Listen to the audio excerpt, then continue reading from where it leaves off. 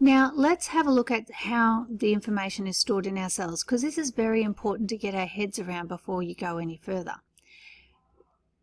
Every single strand of DNA has genes on it which are recipes. Now all of these recipes are stored in the DNA rope, but the problem is that DNA rope, when you add it up, it's over 1 meter long. It is very, very long. You try and imagine if each one of these recipes was like an address that you had to find. So every time you needed a recipe, you needed to know where to go to get that recipe. If you had an address that was one address out of 20 to 25,000 addresses on one street, you'd find that awfully hard to go and find that particular recipe or house if it's a street.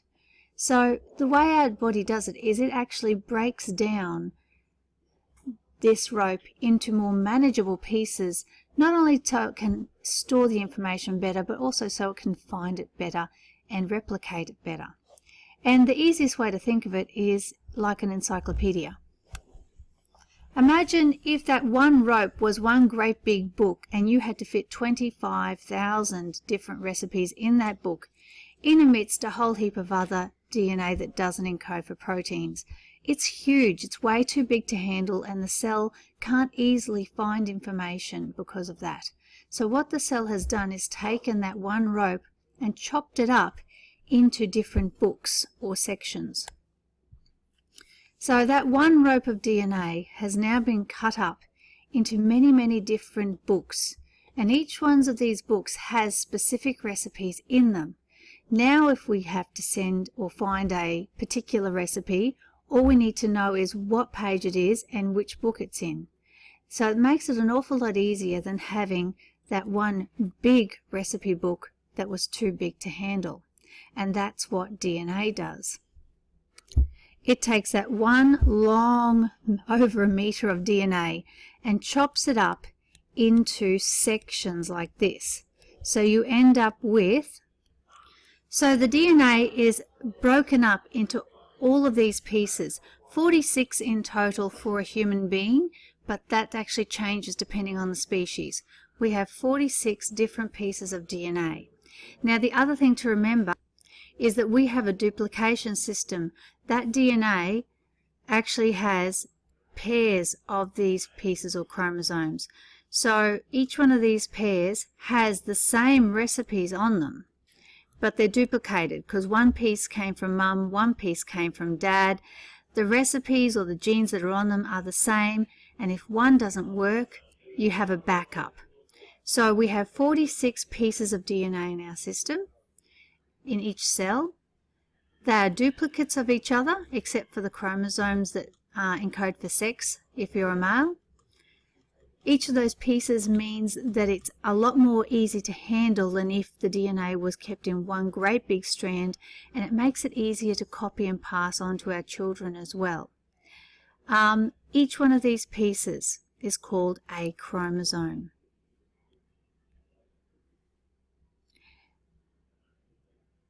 So when you think about it, because these guys here are duplicated, that means you have a pair of chromosomes. We have 23 pairs of chromosomes in our cells.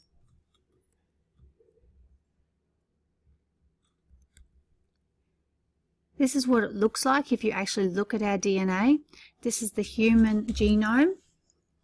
We have 23 pairs of chromosomes, so the DNA is chopped up.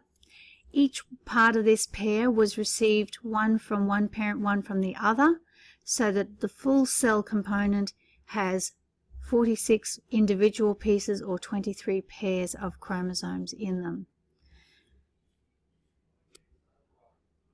Now, as I said before, each of these chromosomes has specific genes on them. So the chromosome, the number of the chromosome and everything is the address of that gene. So if we're looking for a specific gene, we know what chromosome it's on, we know roughly where on that chromosome to find it. That's the address of that gene, and that is unique to every different species. So here's some genes up close.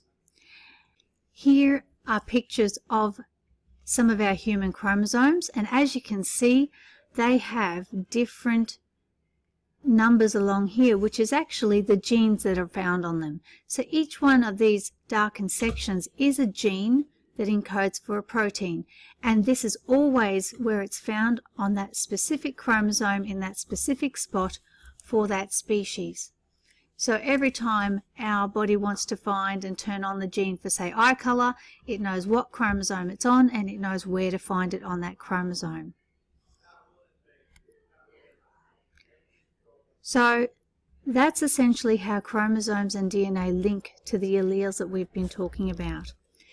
All it is that our DNA is broken up into strands. Each one of those strands is a chromosome.